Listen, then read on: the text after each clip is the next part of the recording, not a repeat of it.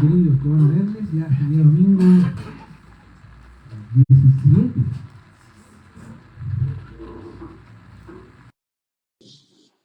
Este domingo 17 ya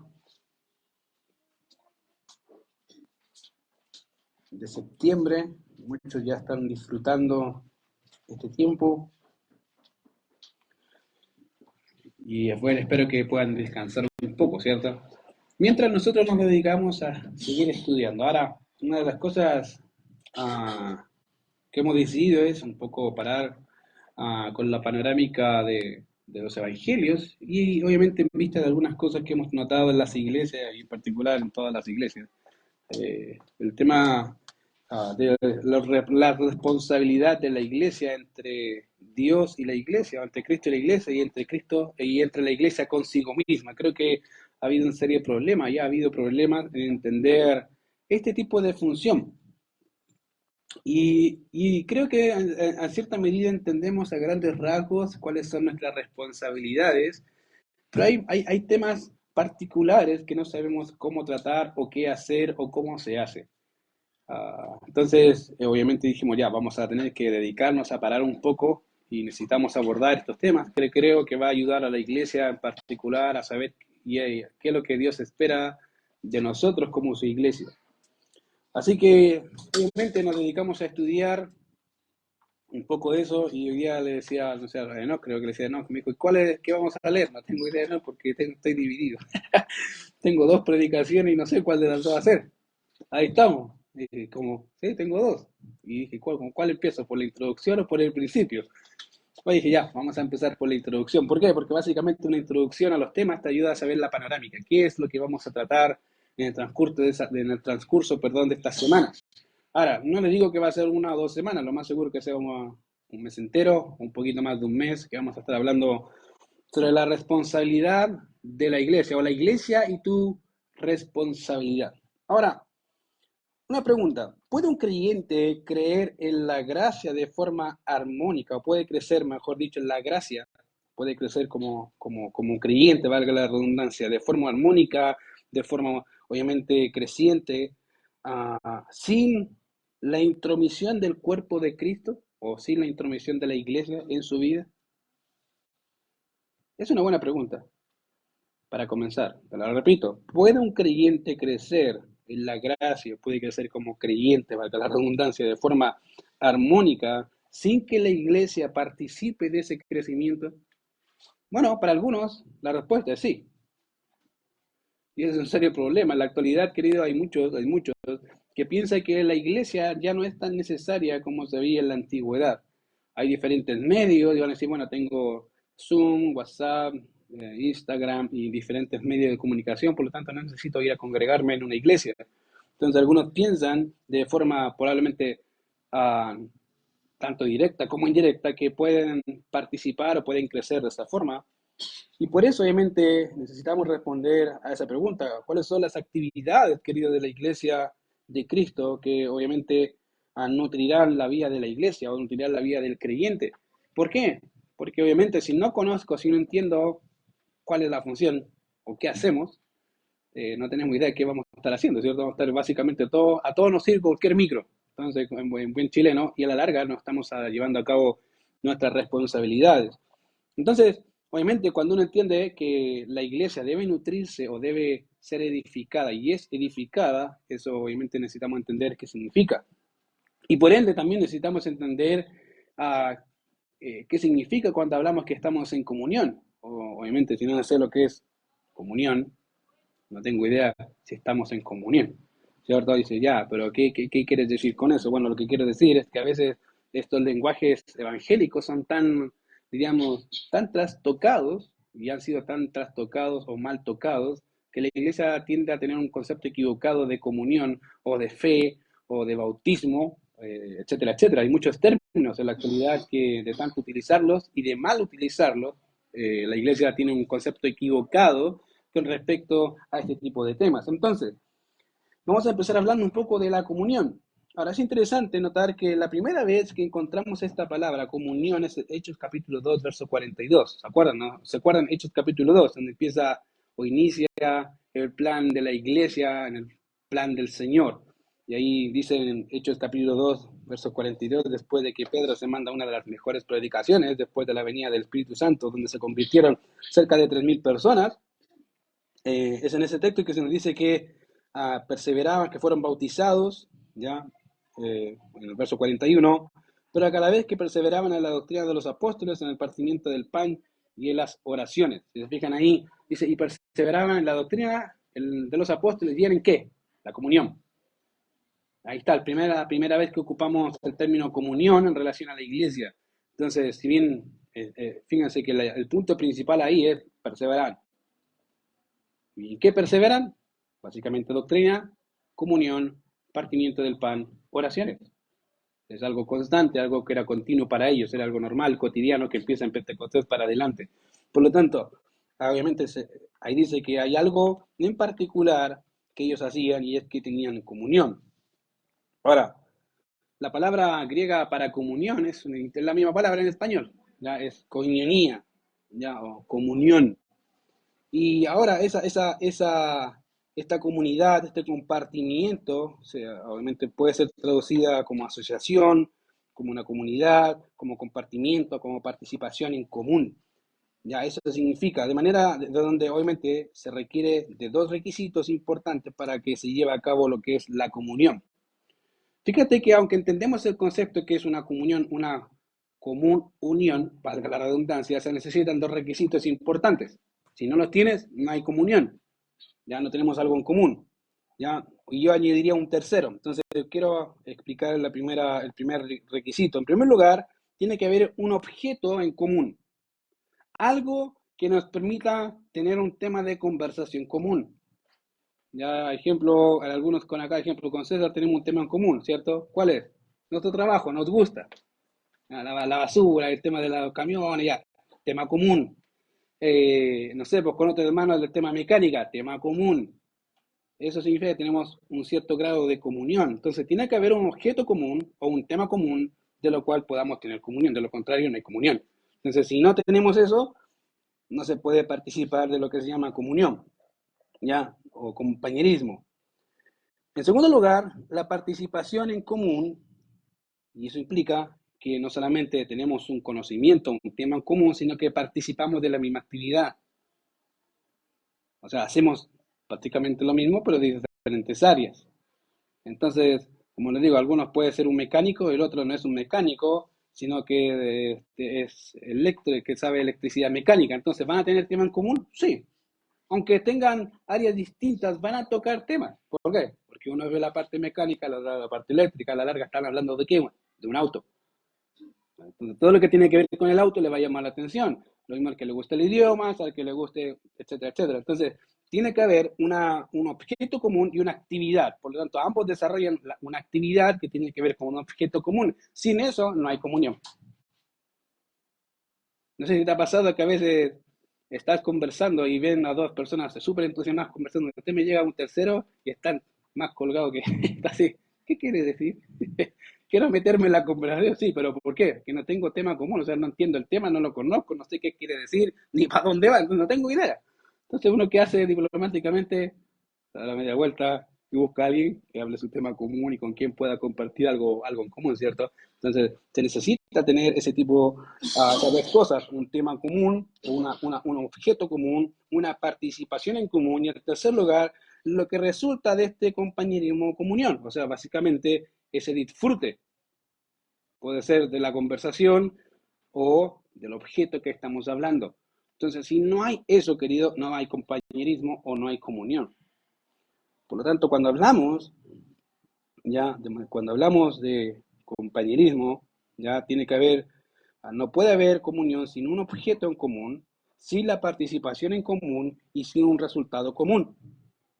Si no existe eso, no podemos tener una comunión. Entonces, de manera que la comunión que el cristianismo o que el cristiano posee no está en los últimos autos que tú tienes, o el trabajo que te gusta, o no sé, en no sé, miles de cosas que nos gusta hacer. La participación o objeto común que tiene el cristianismo es una persona, se llama Cristo. Y ahí radica nuestras conversaciones comunes, nuestra participación común y nuestro, obviamente, gozo común.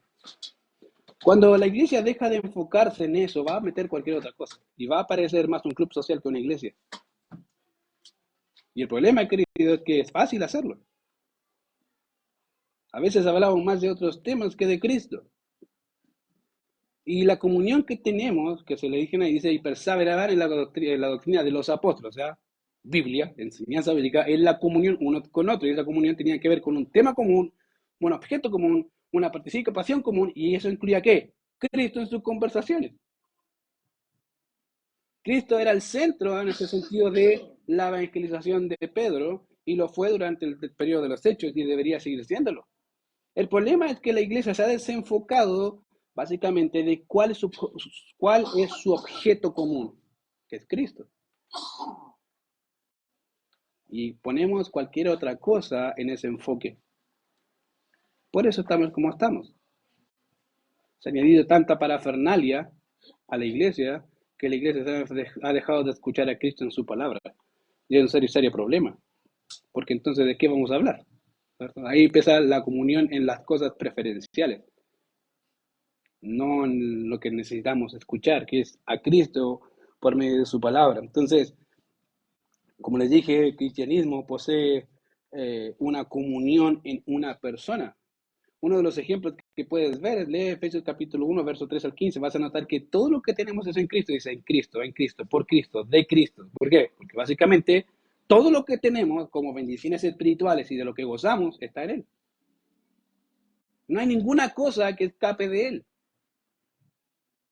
Entonces, nuestra comunión, querido, debe participar o debe entenderse como un objeto común que es Cristo, y todo lo que hacemos y nuestra actividad como iglesia comprenda a Cristo de por medio. Si Cristo no está de por medio, entonces estamos fracasando en lo que estamos haciendo. De hecho, Pablo fue bien claro cuando dijo, sea que comáis o bebáis o hacéis cualquier otra cosa, hacedlo todo ¿para qué? Para la gloria de Dios. Ese es el punto. Ese es el punto. Y como dije, el problema es que la iglesia ha dejado de hacer esta función. Ha puesto, a cualquier otro tema en común menos Cristo. ¿Se fijan? Entonces, ese es un serio problema para la iglesia de hoy porque ha sacado a Cristo de las iglesias y ha sacado a Cristo de las conversaciones cotidianas. ¿Ya? Entonces, Cristo es el centro de atención, es el centro neurálgico donde radica todas las cosas y en virtud de quien por medio de sus espíritus participamos de todo lo que tenemos. Ahora, obviamente, eso nos debe llevar a una cosa importante y es a la práctica. ¿Cómo entendemos la comunión? O mejor dicho, ¿cuál es una de las cosas que deberíamos hacer? Mira lo que dice Hebreos capítulo 10, verso 24. Una de las cosas que deberíamos hacer como iglesia es lo que dice Hebreos capítulo 10, verso 24. Ahí si tienes ahí Hebreos 10, 24 y 25. Dice, y considerémonos unos a otros para estimularnos al amor y a las buenas obras. Sigue. No dejando de congregarnos como algunos tienen por costumbre, sino exhortándonos y tanto más cuanto veis que aquel día se acerca. Ahora, si ven el verso 24, mira lo que dice ahí, le retrocede, dice, y considerémonos, ¿quiénes? Todos. Desde el pastor para todos participamos de una actividad. Considerémonos unos a otros, ¿para qué? Estimulación. Pero no estimulación para hacer lo malo, sino para estimularnos al amor y a las buenas obras. Debo ayudar a los hermanos a decir, dale, si lo estás haciendo bien, dale, sigue haciéndolo bien, sigue, avanza. Y si no, decirle, estás mal. Dice, y a las buenas obras. ¿Y cuál sería una mala obra? Dice ahí, no dejando de congregarnos, como algunos tienen por costumbre, sino exhortándonos y tanto más cuando veáis que aquel día se acerca. Entonces, querido, una cosa importante es que la iglesia debe entender que no solamente debe tener una comunión, una persona en común, sino participamos de esa actividad. Y el problema de la iglesia actual es que ha dejado de participar en la actividad propia que le compete a la iglesia. Generalmente eso se lo deja al pastor.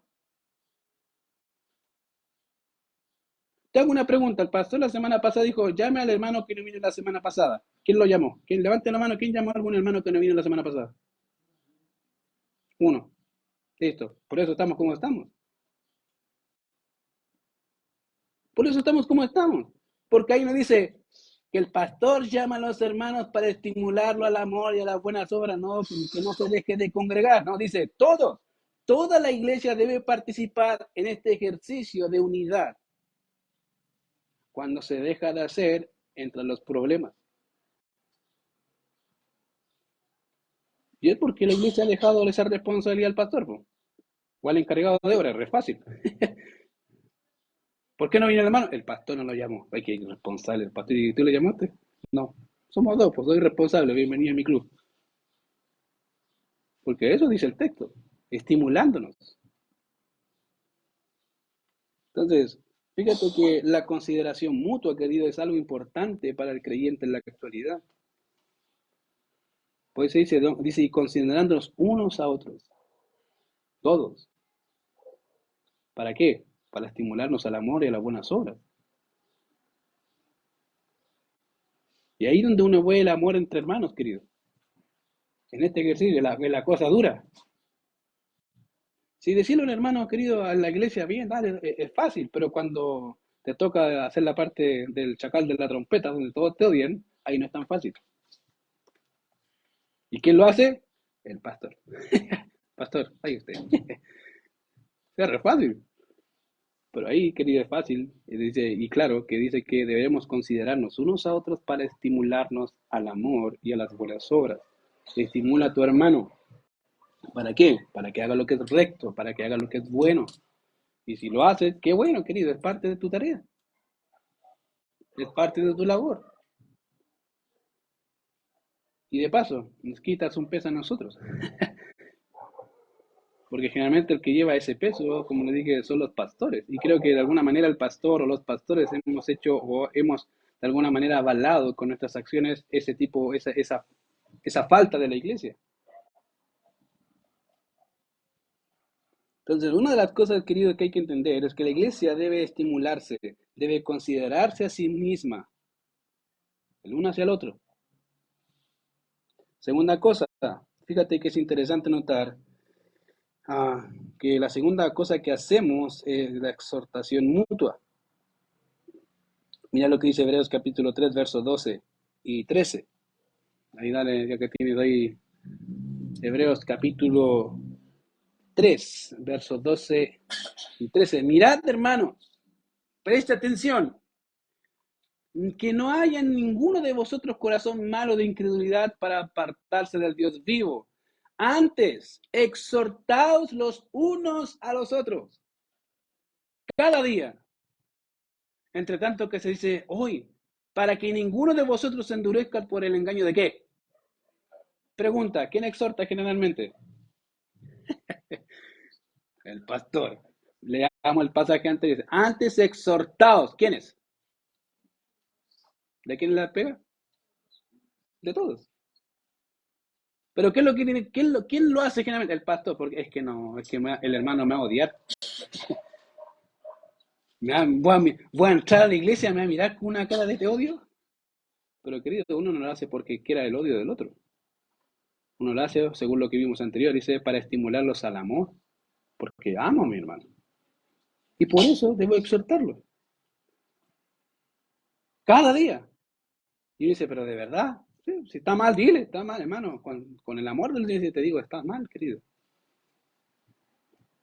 De hecho, la Biblia dice que debemos considerarnos también, no solamente al amor, sino vosotros que sois espirituales, dice Pablo, ¿qué tienes que hacer? Restaurarle con espíritu de mansedumbre. Básicamente diciendo, mirándote a ti, ¿cómo te gustaría que te traten a ti? Trátalo tú a él. Si pecó, dile, ¿sabes, hermano? Pecaste, yo te puedo ayudar, vamos, yo te ayudo. ¿Pero quién hace eso generalmente? El pastor. Es que no quiere tener un enemigo, pero que nadie quiere tener un enemigo, querido. Una de las cosas que les enseñaba a los hermanos, a los varones de allá de la iglesia de Benecer, era esta mismo. Y notamos, de hecho, antes ya habíamos, le decía a mi mamá, mi señora me decía, creo que el Señor te está llevando a hablar del mismo tema. Sí, porque durante la semana tuve que hablar casi el mismo tema. Antes de llegar al viernes, antes de llegar el sábado y después del sábado. decía el pastor Antonio, ¿sabes? Creo que vamos para allá. De alguna forma creo que el Señor quiere que nos diga, oye, dígale a la iglesia que haga su función, que haga su función, porque así es más fácil. Querido, ¿para qué sirve la exhortación? ¿Qué hace exhortar? ¿Qué significa? Animar, en otras palabras, en formas prácticas. Si veo a un hermano que está leyendo su Biblia, que sé que le cuesta y está disciplinado, ¿qué hago yo, hermano? Bien hecho, querido. Me alegra. Dale, sigue leyendo. Si te puedo ayudar en algo, dale, yo te ayudo. Esa es una exhortación, ¿cierto? De ánimo. Pero a veces ahí está la parte, digamos, que no le gusta a todo, ¿cierto? Donde entra el chacal de la trompeta y tiene que decirle ti, ti, ti, ti, ti, ti, ti, ti, ti, en otras palabras, y fuera, ¿por qué? Ah, ya se puso fome el hermano. Me está diciendo que estoy mal. Pero querido, eso es parte de la exhortación. Hermano, estás mal. Estás caminando por rumbo peligroso, te vas a caer. Y esa es la parte que nadie quiere. Nadie quiere hacer ese trabajo. Si yo le pregunto, hermano, ¿de verdad quieres hacer ese trabajo? Yo sé que mucho me dicen, lo voy a pensar. Porque voy a ganarme un enemigo y nadie quiere ganarse enemigos gratis. De hecho, Pablo le dijo a los corintios, ¿me he hecho vuestro enemigo por deciros la verdad? Y a veces uno dice, bueno, no era mi intención hacerme enemigo, pero yo los amo, no los puedo dejar en su pecado, en su maldad, por eso los hago. La motivación, querido, de la exhortación correctiva no es vanagloria, es decir, hermano, te amo, no quiero verte pecar, no quiero verte caer, quiero que sigas adelante, quiero que sigas sirviendo, por eso te exhorto, para no dejarte ahí. El problema es que la iglesia en la actualidad le da miedo hacer eso. Le da miedo. Y ahí está el pecado. ¿Tú sabes que la exhortación correctiva lo que hace en la iglesia es santificarla? Es como un cuerpo, la Biblia. Fíjate que vamos a ver la próxima semana. Una de las analogías que más utiliza la Biblia con referente a la iglesia, aparte de decirnos que somos columna y baluarte de la verdad, aparte de decirnos que somos la familia de Dios, la analogía que más ocupa Pablo para referirse a la iglesia es un cuerpo con una cabeza. ¿Qué hace un cuerpo, querido, cuando entra una enfermedad? Las células empiezan a trabajar, ¿para qué? Para repeler la enfermedad, ¿cierto? ¿Qué pasaría si el cuerpo deja de hacer eso? ¿Qué pasa? ¿Qué pasa con el cuerpo? Aparte que se enferma, si las células no hacen su pega, no morimos. ¿Por qué? Porque las células, algo está pasando en mi cuerpo que las células dejan de funcionar como deberían funcionar. Y están permitiendo que la enfermedad empiece a dominar más y más mi cuerpo y termina muerto. Eso pasa cuando la iglesia no hace su trabajo. Cuando la iglesia, en vez de participar de ese trabajo duro, se queda callada. O le dice al pastor, pastor, dígalo usted. Como si fuera el único problema. Imagínate una iglesia de 300 personas con un puro pastor o dos pastores que van a hacer pebre, querido. Porque no los va a alcanzar a todos. Y lo más seguro que va a pasar es que se le van a empezar a escapar esos casos y va a empezar la murmuración de los hebreos, de los griegos contra los hebreos. ¿Por qué? Porque la iglesia no está haciendo su función. Querido, la función de la iglesia es exhortarse mutuamente. ¿Para qué? Tanto para animar como para repeler el pecado y la maldad que entra en la iglesia. Querido, no podemos olvidar que somos redimidos por la sangre de Cristo, ¿cierto? Sí, pero somos pecadores. Seguimos luchando con el pecado. El que me dice que no luchó esta semana, no le creo. Es mentiroso, pero con ganas. Porque luchamos. Por eso esa parte es importante, querido, que usted la haga. Que no me espere a mí o al pastor. ¿Qué hago aquí, hermano? ¿Qué viste esto? Dile. Hermano, ¿estás bien? ¿Te vi en esto? Explícame. Aunque no diga, pero te tengo que dar cuenta, sí, porque esto dice la Biblia. Querido, cuando una iglesia hace esta función, lo que hace es preservar del pecado a la iglesia, querido. Cuando uno peca, no solamente pecas tú, sino que involucras al cuerpo de Cristo en tu pecado y nos dañas a nosotros. Nos empiezas a dañar de una u otra forma, tanto directa e indirectamente somos dañados. Cuando tu pecado no es refrenado por algún otro. No permitas, querido, que el pecado entre y te quedes callado por eso. Y te lo digo de verdad, muchas iglesias hoy en día pasa eso. Y van a seguir pasando, porque la iglesia le da miedo ahora hacer esta parte. Por lo que dirán, querido, más importante es lo que dice el Señor. ¿Qué dice Él? Que debo hacerlo. La pregunta es, ¿cómo se hace? Esa es otra pregunta, ¿cierto? Porque ya quiero hacerlo, ya, pero ¿cómo lo va a hacer? Le digo la verdad, lo corto, lo rajo al hermano y todo pateado al pobre hermano, ¿cierto? Y ahí está, bien, gracias Señor, lo exhorté. No, esa no es la idea, que esa no es la forma. Por eso le dije que vamos a recurrir probablemente a más predicaciones del mismo tema, porque quiero explicarles cómo se hace, de qué manera, cuáles son los textos, qué dice la Biblia, cómo se hace este tipo de acción. Pero querido, el que te debas entender que esta no es mi responsabilidad únicamente, la responsabilidad del pastor, es tu responsabilidad. Debe partir por ti. Muchos casos, queridos, se hubiesen arreglado si la iglesia hubiese participado de este tipo de cosas. Muchos casos donde hayan habido divisiones o dificultades serias en la iglesia se hubiese resuelto si hubiese habido un hermano dispuesto a ser el malo de la película, por amor al hermano. Se hubiese arreglado. El problema es que el hermano no quiso. En otras palabras, el hermano pecó también. ¿Por qué?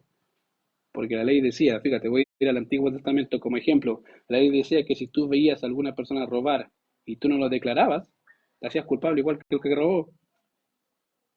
Eres igualmente responsable. ¿Por qué? Viste, supiste y tumba. Querido, cuidado con eso. Porque como te dije, imagínate, es más fácil a uno cuidar a 20 o 20 cuidándose entre 20. ¿Qué es más fácil? 20 entre 20. Pero en la actualidad y en la práctica, uno cuida 20, 30, 50, 100 y los otros 20 o los 100 o los 50 se quedan mirando y, mira el hermano, y empieza, ¿cierto? Y en vez de decirle, hermano, ¿qué estáis haciendo? Está el problema. Y en vez de solucionarlo, generalmente lo agrandan. Porque vio y supo, y después uno se entera, da toda la vuelta, y llega el pastor, me enteré, ya sabe, toda la película. ¿Cuándo lo viste? El día tanto, ese fue el día que tenías que haberle parado, decirle, hermano, ¿qué estás haciendo? Y ahí la típica excusa es que yo no sabía qué decirle. Fácil, hermano, ¿qué está haciendo ahí? ¿Por qué está haciendo lo que hace? ¿Eso no honra al Señor? ¿Por qué está mintiendo si eso no honra al Señor? ¿Por qué está robando si eso no honra al Señor? Y en casos más extremos, a veces uno puede decir, ¿de verdad puede pasar que un hermano salga de un motel? Sí. Y no precisamente con su señora. ¿Y qué le vas a decir tú? Hola, mire, cambió la señora. Hola, hermano. No, querido, te voy a decir, hermano, ¿qué está haciendo si esa no es su señora? El problema es que uno dice, es que, ¿qué le voy a decir, querido? Exactamente lo que viste, porque está haciendo lo que no debe hacer.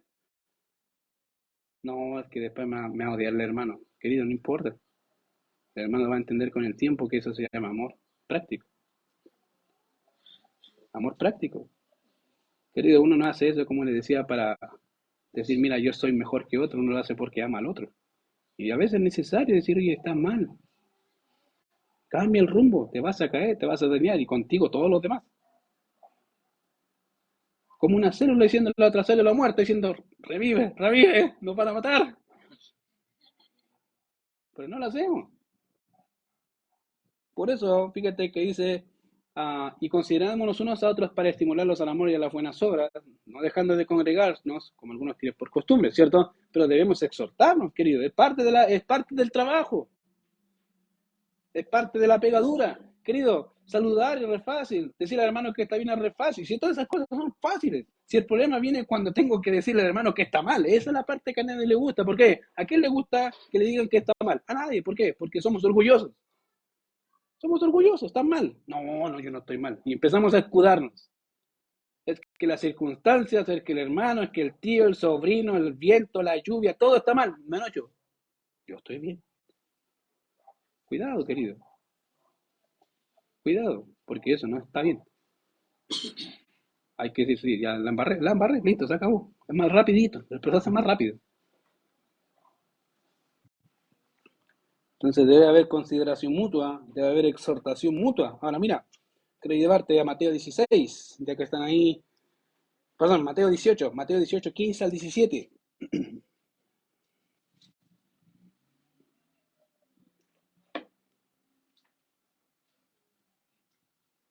Mateo 18, 15 al 17, mira.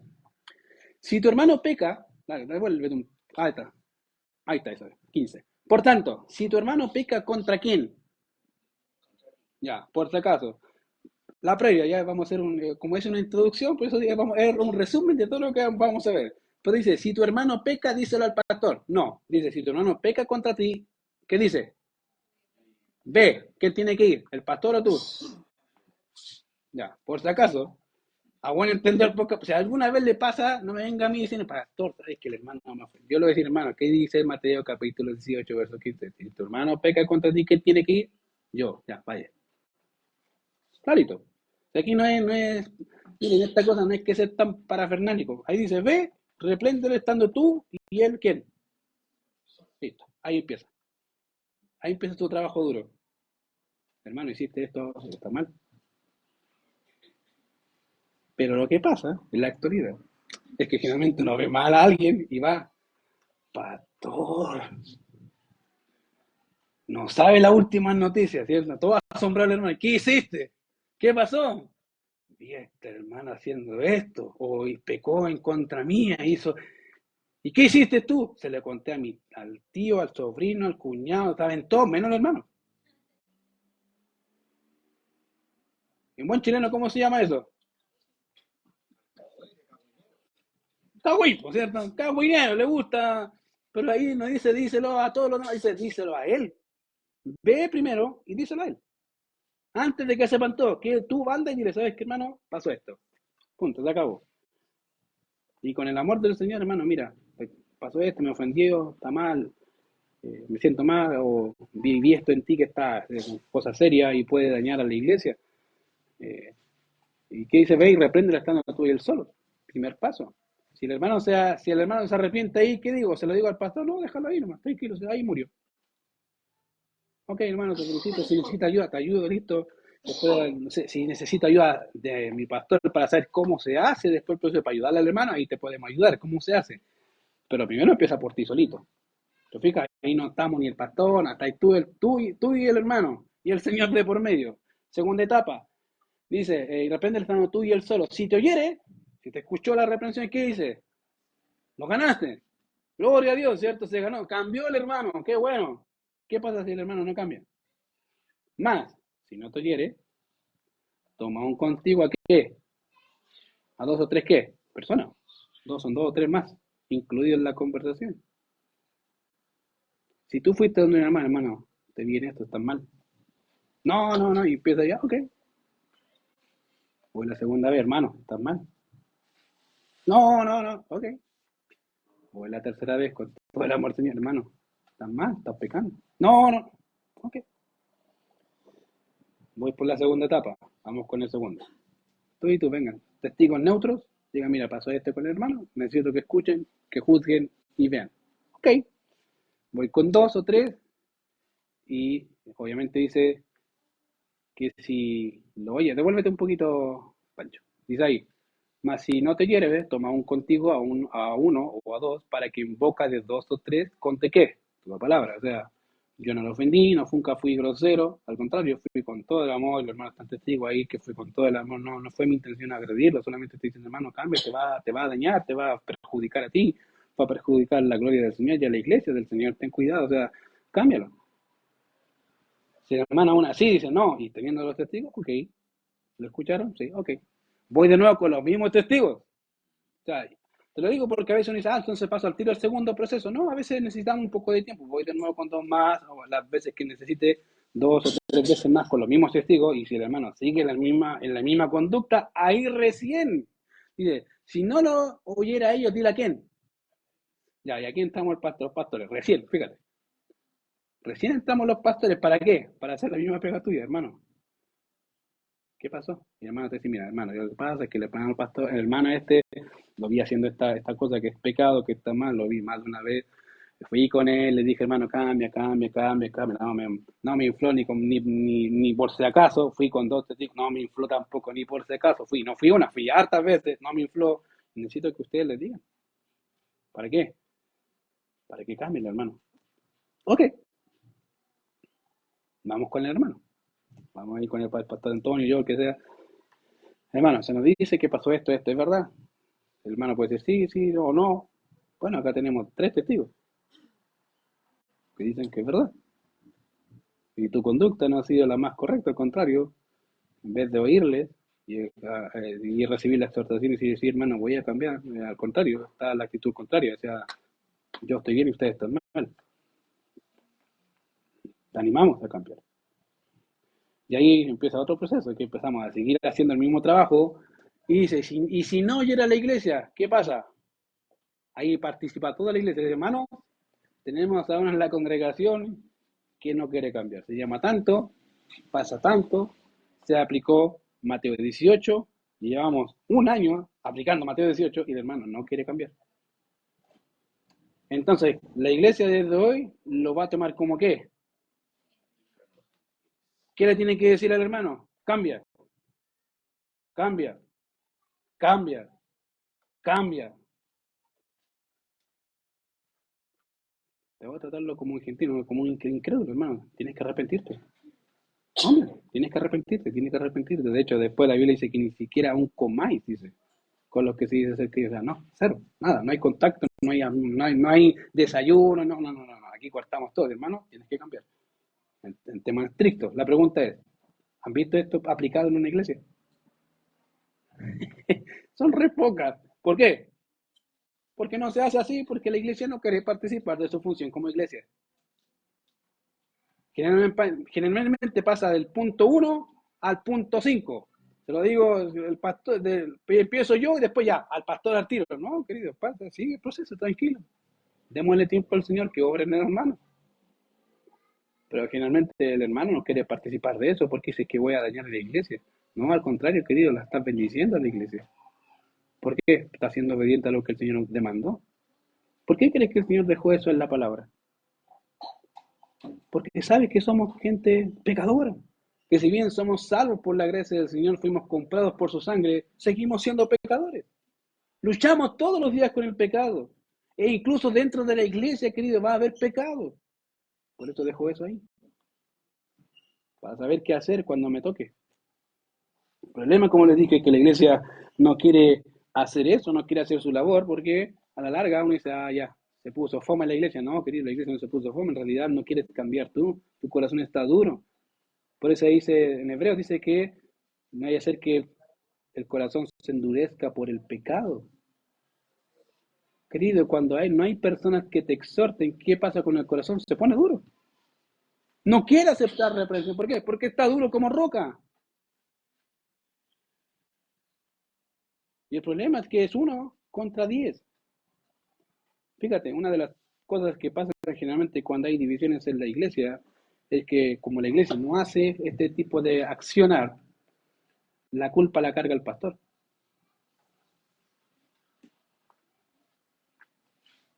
Por eso les decía, es más fácil uno cuidando a 20 o 20 cuidándose entre 20. Es más fácil 20 cuidándose entre 20.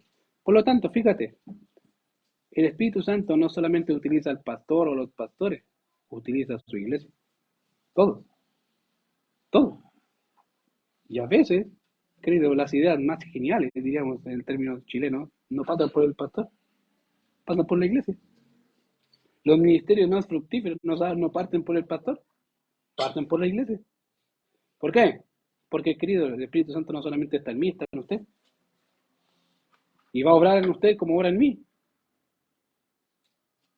Y le decía a los hermanos de allá de Venezuela, les decía, mira, queridos, imagínate, ya, 10 hermanos me dicen a mí que tal persona está mal. Y yo voy de ese hermano, digo, hermano, estás mal por esto, por esto. Y el hermano se agarra conmigo. O me empieza a agarrar mal a mí, ¿cierto? Porque eso piensa uno. No, es que el pastor me tiene mala. Porque el otro día no quisieron. me voy a echar a ese hermano encima porque él piensa que yo le tengo mala. Pero diferente sería el caso si esos 10 le dijeran, hermano, están mal. Puede que el hermano diga, no lo creo. Pero si 10 te dicen que están mal, ¿no te haría pensar eso? Sin que haya contacto, sin que haya así que este se comunicó. No, no, no. Que los 10 vean el mismo error y los 10 te digan, están mal.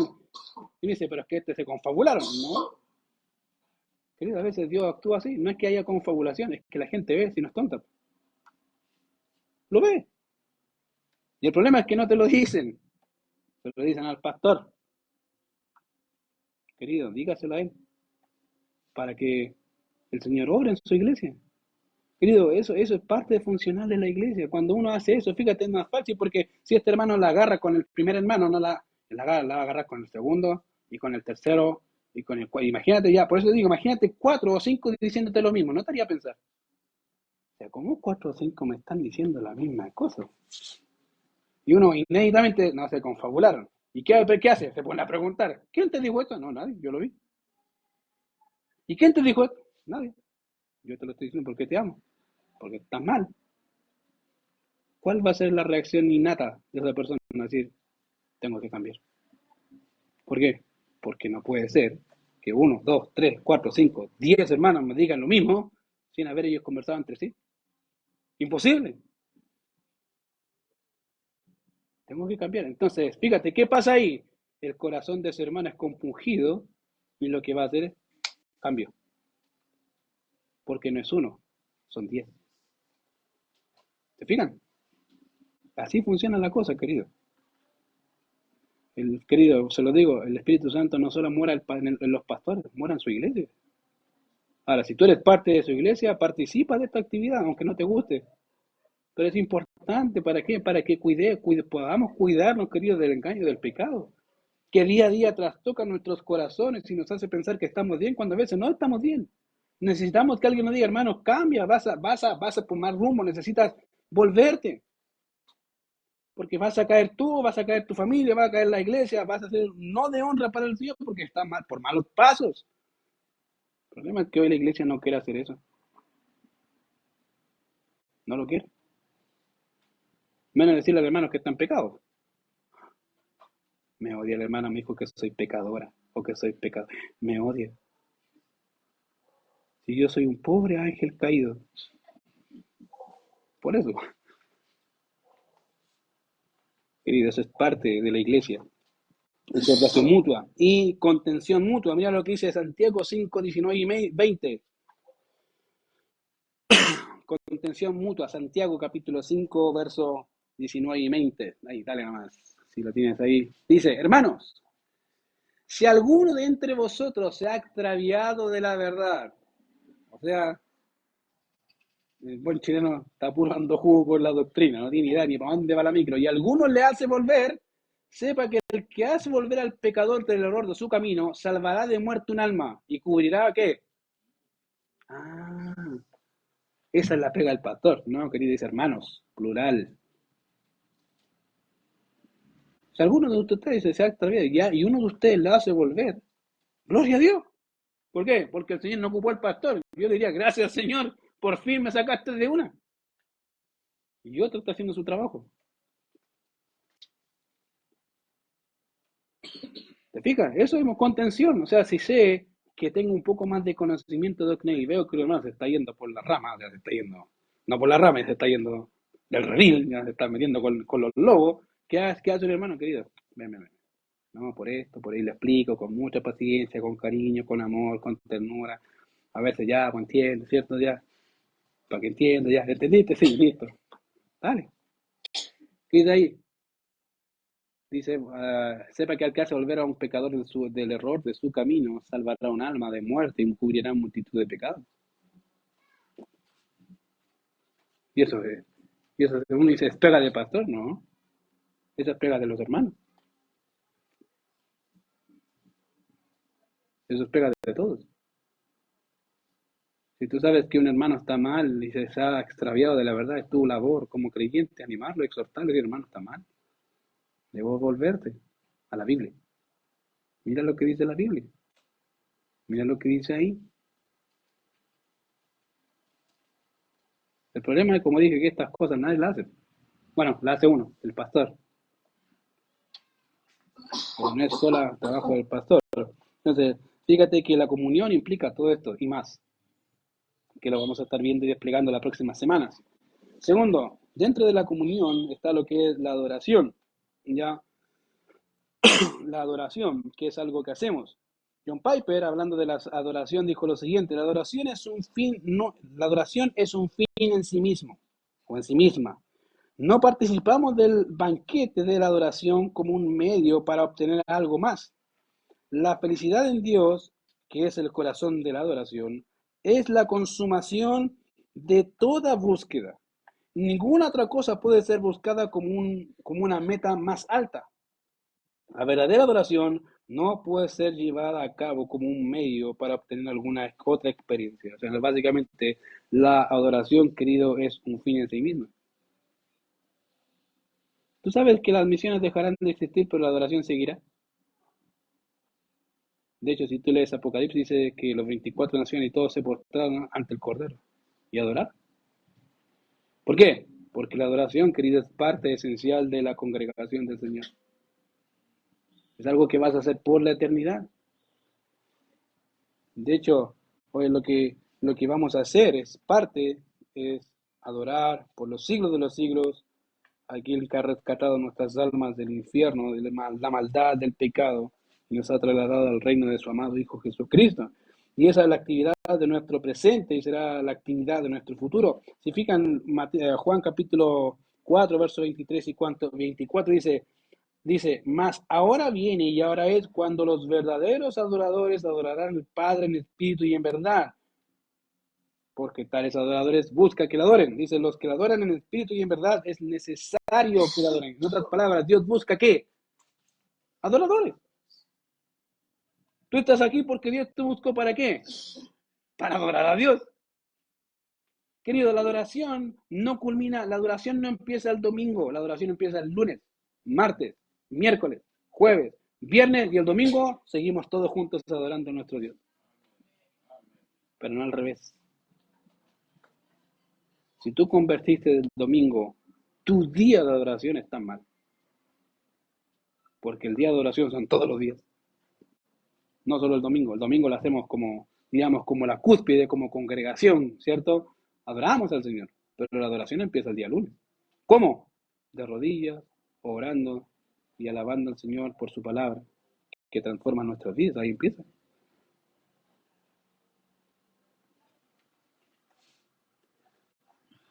Fíjate que si consideramos la primera parte del versículo 23 de Juan 4, no tenemos que dice los verdaderos adoradores.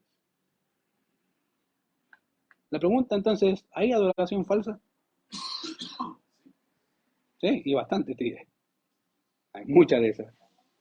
Incluso dentro de la iglesia. Dice, de verdad, ¿sí? Te voy a poner ejemplos bíblicos que incluso dentro del pueblo de Israel, conociendo al Dios vivo y verdadero, adoraron falsamente. Uno de esos pasajes es Éxodo capítulo 32, versos 4 y 5. Mira lo que dice ahí. Ya habían recibido la ley lo recibieron en Éxodo 20, y la ley, uno de los primeros mandamientos dice, no tendrás dioses ajenos delante de mí, no te postrarás a ellos, ni te harás ni imagen de lo que está arriba en el cielo, ni debajo de la tierra, ni nada. O sea, básicamente, solo yo. Pero cuando vemos en Éxodo 32 dice, vamos, déjeme ir para allá para tener un poquito de contexto. Éxodo 32, después que Moisés había subido al monte a estar con el Señor, mira lo que pasó en Éxodo 32. Este es uno de los pasajes que me llama mucho la atención. Dice, viendo el pueblo que Moisés tardaba en descender del monte, se acercaron entonces a Aarón y dijeron, levántate, haznos dioses. La palabra dioses es Elohim. Puede ser traducida como dioses, como Dios, como diosa, depende del contexto. Y acá, obviamente, ellos están pensando en Dios. Dice, y dijeron, levántate, haznos dioses que vayan delante de nosotros, porque este Moisés, el varón que nos sacó de la tierra de Egipto, no sabemos qué le haya acontecido. Y Aarón les dijo, apartad los zarcillos de oro que está en la oreja de vuestras mujeres, de vuestros hijos y de vuestras hijas, y traédmelos. Entonces todo el pueblo apartó de los zarcillos de oro que tenían en sus orejas, y los trajeron a Aarón, Y él los tomó en las manos de ellos y les dio forma con buril e hizo de ellos un becerro de fundición. Entonces dijeron, Israel, estos son tus dioses que te sacaron de Egipto. Fíjate, recuerden, la palabra dioses puede ser traducida como Elohim, como el Dios vivo y verdadero, o como un Dios falso. Entonces dice, y viendo esto, Aarón edificó un altar delante del becerro y pregonó a Aarón y dijo, mañana será fiesta para quién. ¿En qué estaba pensando cuando hizo el becerro?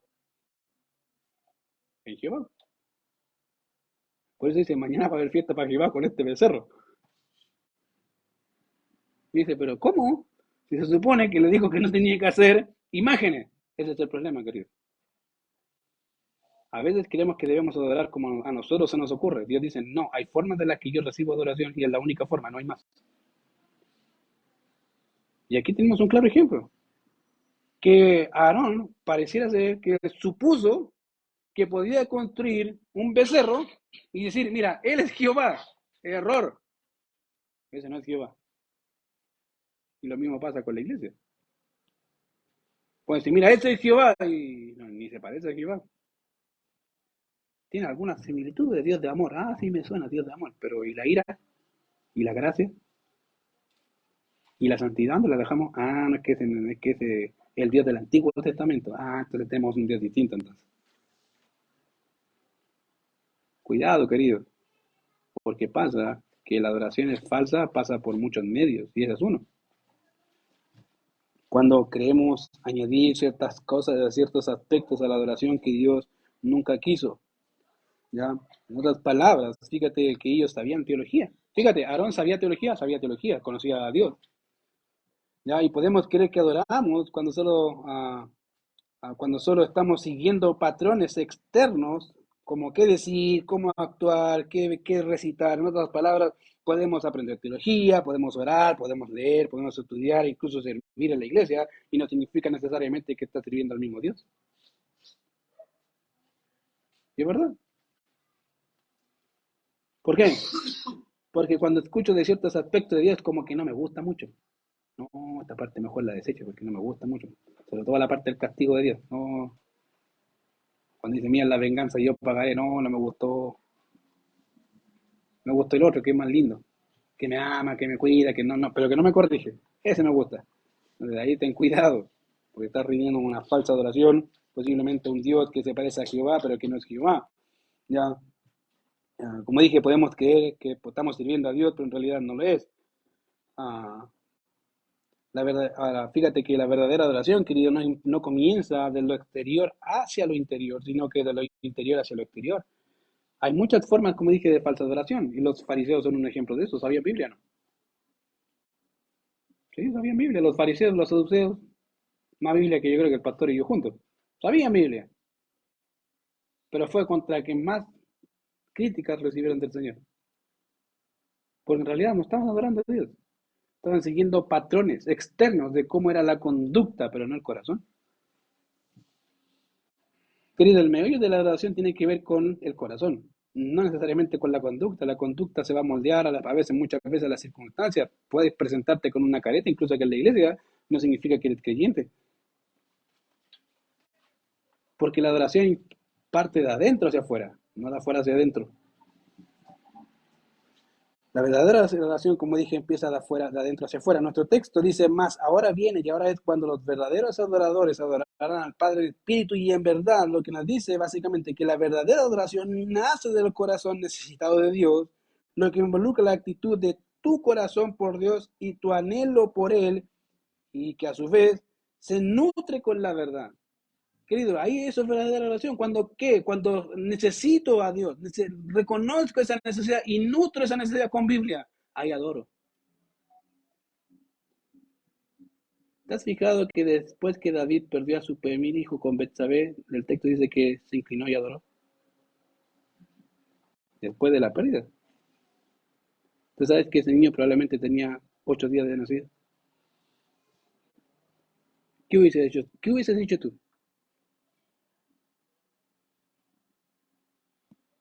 Yo le decía a mi señora, mira, parece porque no llegó a ponerle nombre. Pero dice que nació. Lo más seguro que fue antes de los 8 días. ¿Por qué? Porque al octavo día se le ponía nombre. El niño nunca tuvo nombre. tuvo que ver nacer a su hijo y tuvo que ver morir a su hijo en sus brazos. Y a pesar de eso, dice que la Biblia que después que supo que se murió, se lavó, comió y adoró. Actitud del corazón.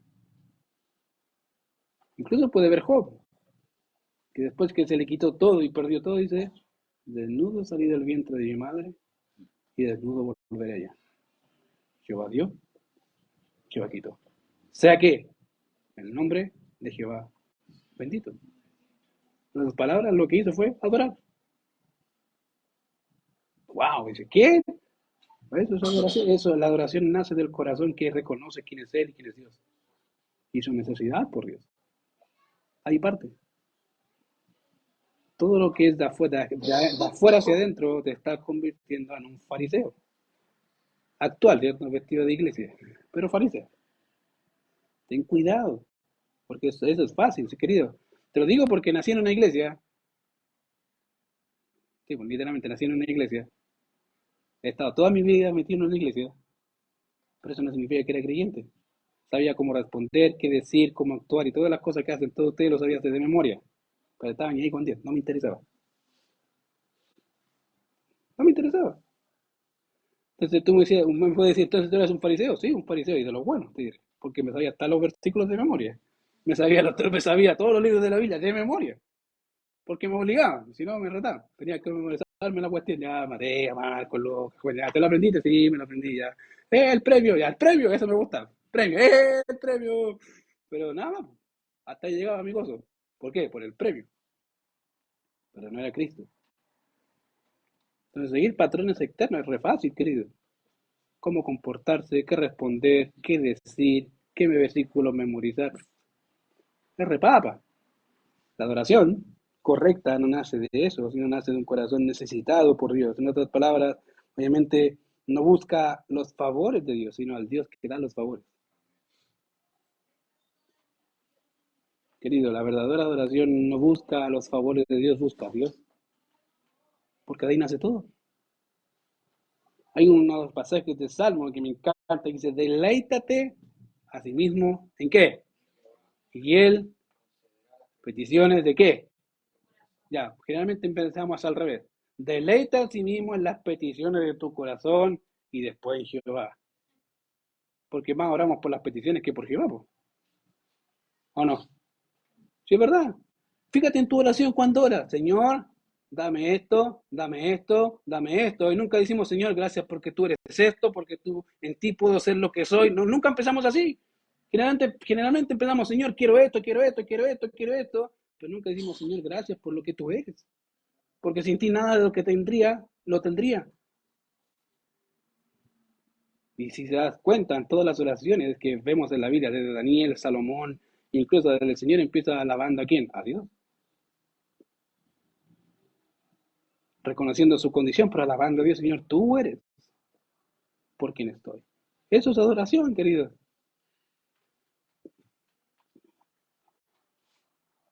Por eso es que estamos como estamos, porque no solamente no hacemos la función como iglesia, sino que no adoramos tampoco como deberíamos adorar. Estamos centrados en nuestros propios deseos, en nuestras propias metas, pero no en incluir a Dios no incluir nuestra voluntad en los planes de Dios. Querido, una de las cosas más preocupantes de la iglesia actual es que no le importa mucho a Dios. Y te lo digo por términos prácticos, se nota. Hace un tiempo atrás, conversando con mi señora, yo sé que hace rato el pastor también me ha dicho, ¿por qué no estudias la Biblia? Sí, porque estudiar la Biblia me implica tener que hacer hartas cosas. Una de ellas es salir de la iglesia. Dice, ¿cómo? Irme a Estados Unidos y dejar acá. Me dice, pero vas a estudiar la Biblia. No, sí, yo sé. Si no me preocupa irme. Y le dice a mi esposa, no me importa irme o no irme. Esa cosa es secundario. Lo que me importa es si eso es lo que Dios quiere. Eso sí me importa. Porque si no quiere, voy a estar construyendo donde Dios no está construyendo. Y eso es peligroso. ¿Me voy o no me voy? No es un tema. El tema es si eso es lo que Dios quiere. Eso es el tema. Querido, el punto no es si vas a hacer o no vas a hacer ciertas cosas. El punto es si eso es lo que Dios quiere para ti. Porque ahí nace la adoración.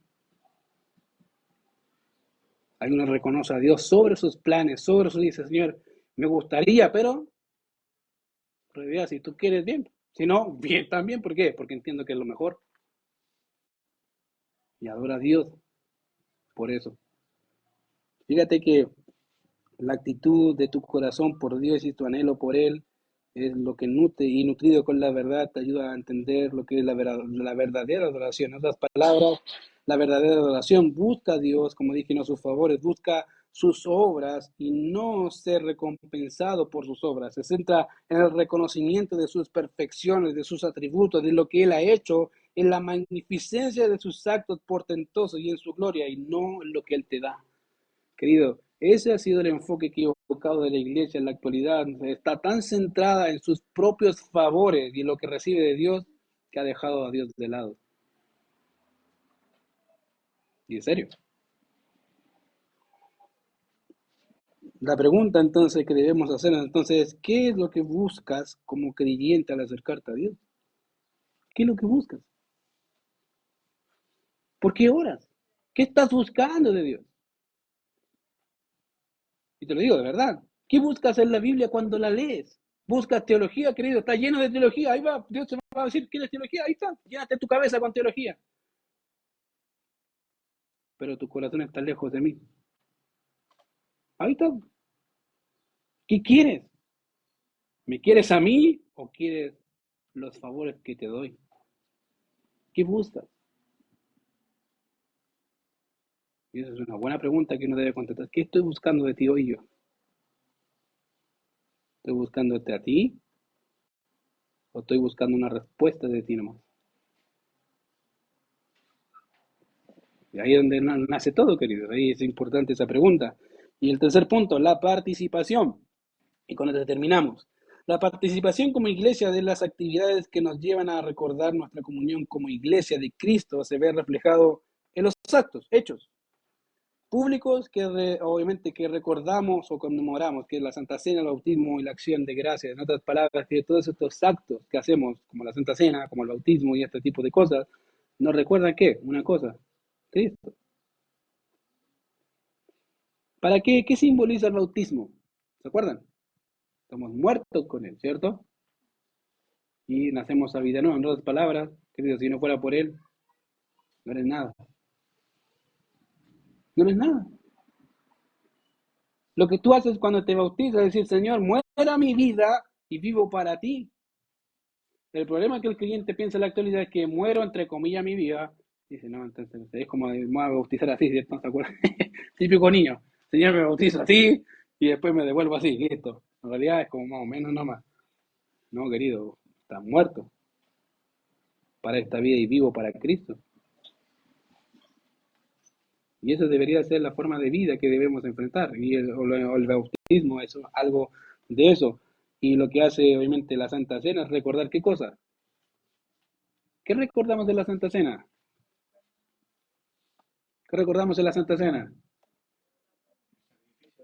El sacrificio de Cristo, ¿cierto? En otras palabras, que si no pasa por eso, no podemos bautizarnos.